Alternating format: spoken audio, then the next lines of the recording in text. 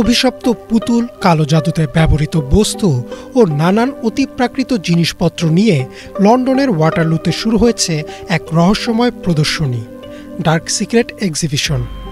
Halloween উৎসবকে সামনে রেখে 11 অক্টোবর থেকে শুরু হওয়া এই প্রদর্শনীটি দর্শকদের সামনে খুলে দিয়েছে এক ভয়ঙ্কর কিন্তু চমকপ্রদ ইতিহাসের দরজা।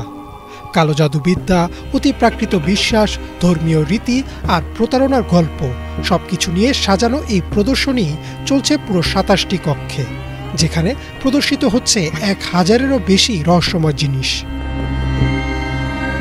ডার্ক সিক্রেটের মূল উদ্দেশ্য শুধু ভয় সৃষ্টি নয়, বরং দর্শকদের সামনে তুলে ধরা সেই সমস্ত নিদর্শন যেগুলো একসময় মানুষের ধর্মীয় বিশ্বাস, ভয় বা অজ্ঞতার প্রতীক ছিল।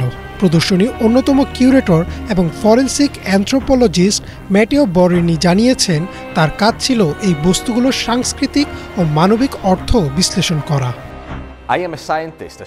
আমি একজন বিজ্ঞানী, তাই ডার্ক সিক্রেটস প্রদর্শনীতে উপস্থাপিত বিষয়গুলোর ধর্মীয় বা অলৌকিক দিকের সঙ্গে আমার কোনো সম্পৃক্ততা নেই। আমার কাজ হচ্ছে প্রতিটি বস্তুর পেছনে থাকা মানববিদ্যা বা নৃতাত্ত্বিক অর্থ, সেই সঙ্গে এর ধর্মীয় ও সাংস্কৃতিক তাৎপর্য অনুসন্ধান করা।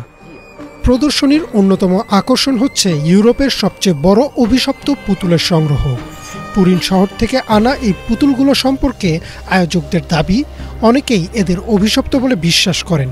কেউ কেউ বলছেন এই পুতুলের সংস্পর্শে আসা মানুষ চরম দুর্ভাগ্যের সম্মুখীন হয়েছে। যদিও বরিনি ব্যাখ্যা করেছেন, অভিশপ্ত বলে যে ধারণা প্রচলিত তা মূলত মানুষের মানসিক ভয়ের প্রতিফলন। প্রথাগতভাবে অভিশপ্ত বলতে বোঝায় এমন কিছু যার সঙ্গে সংস্পর্শে এলে বা যা ব্যবহার করলে মানুষের ওপর নেতিবাচক প্রভাব পড়ে।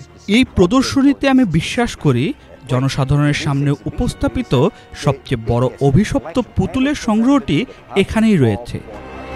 প্রদর্শনীতে দেখানো হচ্ছে নানা বিভীষিকাময় নিদর্শন, যেমন আমাজনের শুয়ার উপজাতির তৈরি ক্ষুদ্র মানব মাথা, 19 শতকের ভ্যাম্পায়ার শিকারের হাতিয়ার, বাফোমেট ও পাজুজুর দানবীয় মূর্তি এবং ডেভিলস বাইবেল নামে পরিচিত কোডেক্স গিগাজের কপি।